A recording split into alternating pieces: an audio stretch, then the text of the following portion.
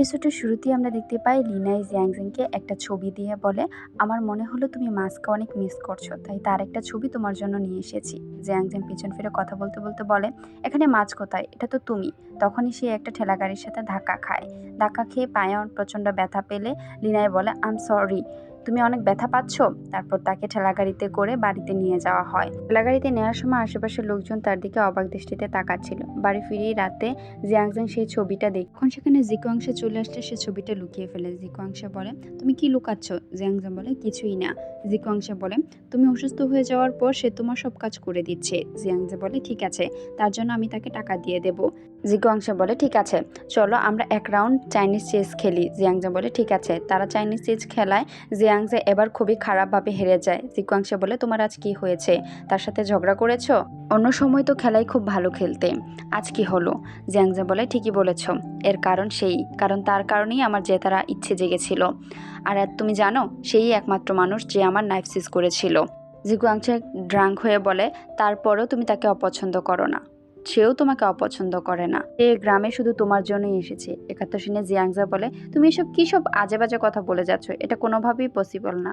সে সবসময় আমাকে ব্যবহার করেছে, আর এজন্যই সে এখানে এসেছে। এটা শুনে জিকুয়াংশা বলে, বাজে কথা বলো না, তুমি তার কোন কাজের যে সে তোমাকে ব্যবহার করবে? এটা বলেই চলে যাওয়ার সময় পেছন ফিরে বলে, এই নাও, এটা তোমাকে সে দিতে বলেছে। সে একটা ডিম তার দিকে ছুঁড়ে মারে। জিয়াংজেন ডিম হাতে নিয়ে মনে করতে থাকে, লিনাই বলেছিল জ্বরের সময় যদি কেউ মাথায় ডিম ফাটায় তাহলে নাকি জ্বর খুব দ্রুত ভালো হয়ে যায়। সে ডিমের দিকে তাকিয়ে থেকে লিনার কথা মনে করতে থাকে। তারপর পানি খাওয়ার জন্য উঠে কিচেনে গেলে সেখানে একটা ওয়াইনের বোতলে কিছু কাগজ দেখতে পায়। সেই পেপারটা নিয়ে দেখতে পায় জিকুয়াংশের নাইফ সিজিংয়ের সময় পালিয়ে আসার জন্য জিয়াংজের ফ্যামিলি দায়ী, এরকম একটা নিউজ পেপারে লেখা ছিল। জিয়াংজে তখন জিকুয়াংশের রুমে গিয়ে বলতে থাকে, তার মানে তুমি জিয়াং ফ্যামিলির ভয়ে এখানে এসে লুকিয়ে আছো। অন্যদিকে আমরা দেখতে পাই জুই রেস্টুরেন্টের কাজ শেষ করে বাসায় ফেরার সময় দেখতে পাই তার কলিগরা গসিপ করছে যে অ্যালায়েন্স থেকে কিছু লোক এসে তাদের রেস্টুরেন্টের 5 স্টার রিভিউ পাস করার জন্য চেক করবে।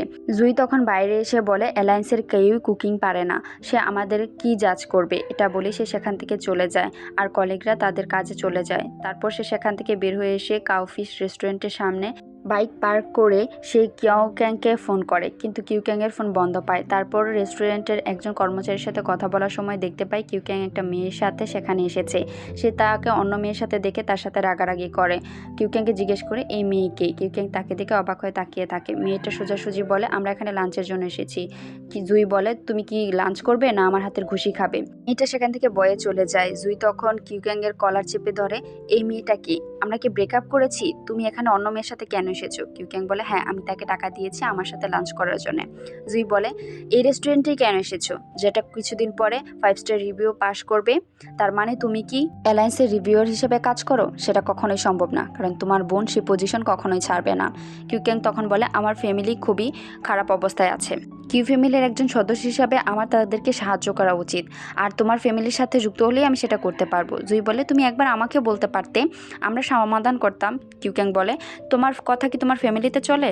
জুই তখন মাথা নাড়তে মারতে বলে, ঠিকই বলেছ, আমার তো কোনো ক্ষমতাই নেই। ঠিক আছে, আজ থেকে আমাদের দুজনের ব্রেকআপ। এটা বলেই সে সেখান থেকে চলে যায়।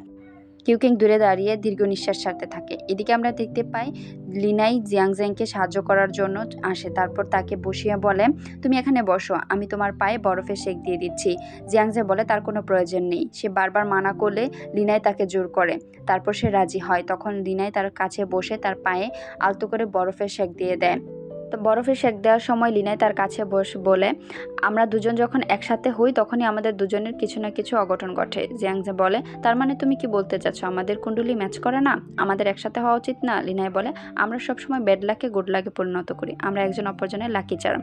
জিয়াংজে বলে, এই লাকি চার্মই আমার নাইফ ছিনিয়ে নিয়েছিল। আচ্ছা, আমি চাইনিজ চেস খেলতে যাচ্ছি। লিনাই বলে, আমিও তোমার সাথে যাব। তারপর তার পকেটে হাত দিয়ে বলে, আমি তো বরফ এনেছি তাই আমার হাত ঠান্ডা হয়ে গেছে, তোমার পকেটে দিয়ে গরম করছি। জিয়াংজেং বলে, বের করার জন্য। লিনাই বলে, না। জিয়াংজেং বলে, ঠিক আছে, তোমার যেটা ইচ্ছা তুমি তাই করো। তারপর এভাবেই তারা নদীর ধারে এক বৃদ্ধ লোকের সাথে চাইনিজ গেম খেলার জন্য যায়। জিয়াংজেং এর পাশে বসে লিনাই তাকে বারবার ডিস্টার্ব করছিল। জিয়াংজেং কোনোভাবেই খেলায় মনোযোগ দিতে পারছিল না, তবে তার মাথা খুবই শান্ত ছিল। তাকে বারবার ডিস্টার্ব করায় জিয়াংজেং বলে, তুমি তো ফ্রি আছো, আমার জন্য পানি নিয়ে আসো। লিনাই পানি আনতে গেলে বৃদ্ধ লোকটি বলে, তুমি আজ খুব শান্ত মাথায় খেলছো। জিয়াংজান বলে, আপনারও কি মনে হয় এর কারণ এই মেয়েটা? বৃদ্ধ লোকটি বলে, কারণ যাই হোক, পরিবর্তন তো খুবই ভালো।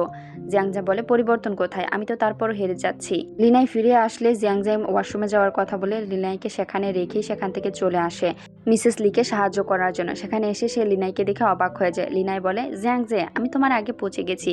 জিয়াংজা বলে, জিকুয়াংশাকে টাকা দিয়ে আমার তথ্য বের না করলেও তুমি পারো, এগুলো কেন করছো? লিনাই বলে, আমি তো শুধু তোমাকে সাহায্য করতে এসেছি। তারপর জিয়াংজেং খড়ি ভাঙার কাজ করতে থাকে। লিনাই তার পাশে বসে থাকে, নানা ধরনের প্রশ্ন করে তাকে বিরক্ত করছিল। জিয়াংজেং কোনো কথারই উত্তর দিচ্ছিল না। তখনই মিসেস লি এসে বলে, তোমাদের দেখে আমার যৌবনের কথা মনে পড়ে গেছে। আমিও আমার স্বামীর সাথে এভাবেই সবসময় লেগে থাকতাম। একথা শুনে জিয়াংজেং আর লিনাই একে অপরের দিকে তাকিয়ে থাকে। তারপর জিয়াংজেং বলে, লিনাই, তুমি আমাকে সাহায্য করতে এসেছো না? এই নাও, এবার তুমি খড়িগুলো ভাঙো। তখন লিনাই তার হাত থেকে কুড়াল নিয়ে খড়িগুলো ভাঙতে শুরু করে দেয়। তার খড়ি ভাঙা দেখে জিয়াংজেং অবাক হয়ে বলে, গুড, ভেরি গুড, কাজ করতে থাকো। তারপর চলে যেতে চাইলে লিনাই বলে, আমার জন্য অপেক্ষা করবে না? জিয়াংজেং বলে, তুমি জানো আমি কোথায় আছি, খড়ি ভাঙা কাজ শেষ করে আমার কাছে এসো। লিনাই বলে, ঠিক আছে, তুমি যাও, এমনও হতে পারে আমি তোমাকে অর্ধেক রাস্তায় ধরে ফেলবো। জিয়াংজেং বলে, আমি অপেক্ষা করব। খড়ি ভাঙার কাজ শেষ করে সে যখন ক্যান্টিনে পৌঁছে সেখানে জিয়াংজেংকে না দেখলে জিকুয়াংশা বলে, তুমি তাকে হারিয়ে ফেলেছ? এই পৃথিবীর কোনো কাজই শর্টকাটে হয় না, কিছু টাকার প্রয়োজন। তাকে ইশারায় টাকার কথা বলে। লিনাই তখন তার অ্যাকাউন্টে টাকা পাঠিয়ে দিয়ে বলে, এবার বলো সে কোথায়? জিকুয়াংশা বলে, সে বাঁশবাগানে গেছে, মাউন্টেনে। লিনাই তখন বলে, এই ভাঙা পায়ে সে কিভাবে মাউন্টেন চড়বে? দৌড়ে তখন জিয়াংজেংকে খুঁজতে যায়। এইদিকে আমরা দেখতে পাই কিউক্যাং মন খারাপ করে তার বোনের কাছে বসেছিল। তার বোন বলে, কি হলো, তোমার আর জুয়ের মধ্যে ঝগড়া হয়ে গিয়েছে নাকি? তোমার তার সাথে ঝগড়া না করে তাকে বোঝা উচিত। সে এখন জাওজুয়ের হেড শেফ, সে তোমার অনেক কাজে আসবে। কিউক্যাং বলে, আমাদের ব্রেকআপ হয়ে গিয়েছে।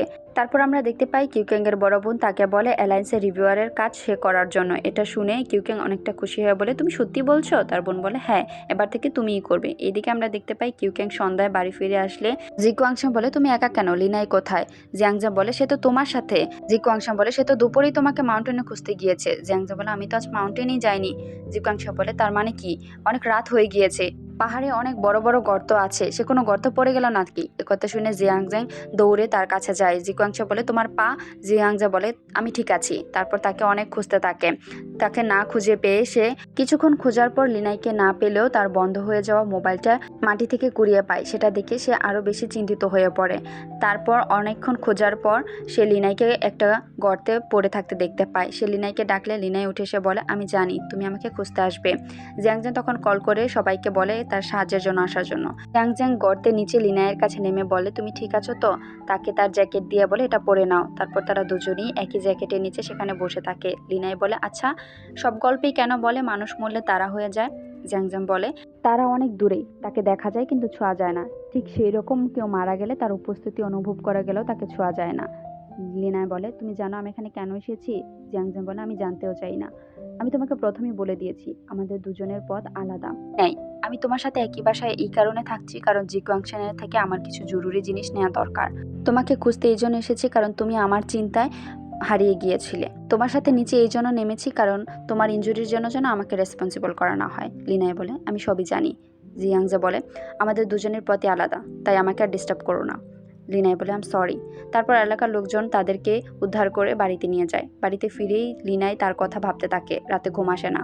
তখনই জিং ফোন করে বলে তাদের রেস্টুরেন্টে একটা সমস্যা হয়েছে, দ্রুত আসার জন্য। লিনাই বলে, আমি কাল সকালে আসছি। সকালে ঘুম ভেঙে জিয়াংজেং যখন বাইরে বের হয় লিনাইকে খোঁজার জন্য, জিকুয়াংশ তখন বলে, খুঁজে লাভ নেই, তারা চলে গিয়েছে। জিয়াংজে বলে, আমি তাদেরকে খুঁজছি না। জিকুয়াংশা বলে, তোমার মতন ছেলেরাই ভালোবাসা পায় না কারণ তারা তা কদর করে না। জিয়াংজে বলে, আমি তাকে ভালোবাসি না, তুমি এসব বাজে বাজে কথা বলো না। জিকুয়াংশা বলে, ঠিক আছে চলো আমরা চাইনিজ চেস খেলি। জিয়াংজে বলে, আজ আমার মুড ভালো নেই, আর তাছাড়া তুমি এই চাইনিজ চেস কেন খেলতে বলেছো আমি সেটা জেনে গিয়েছি। তুমি আমাকে এর মাধ্যমে হারতে দেখতে চাও, আর তার থেকে বেশি আমাকে হারার অভ্যস্ত করতে দেখতে চাও। জিকুয়াংশা বলে, তার মানে তুমি অভ্যস্ত হয়ে গিয়েছো। জিয়াংজে বলে, না, তবে হারতে শিখে গিয়েছি, নিজের হারটাকে অ্যাকসেপ্ট করতে শিখে গিয়েছি। আমি বুঝে গিয়েছি কখনো কখনো ছোট্ট একটা গুডিও সম্পূর্ণ গেমকে বদলে দিতে পারে। জিকুয়াংশা বলে, আমি তোমাকে প্রথমেই বলেছি হারার ইচ্ছে নিয়ে খেলবে, দেখবে একদিন ঠিকই জিতে যাবে। চলো আজ মোট ভালো আছে, একটা গেম হয়ে যাক।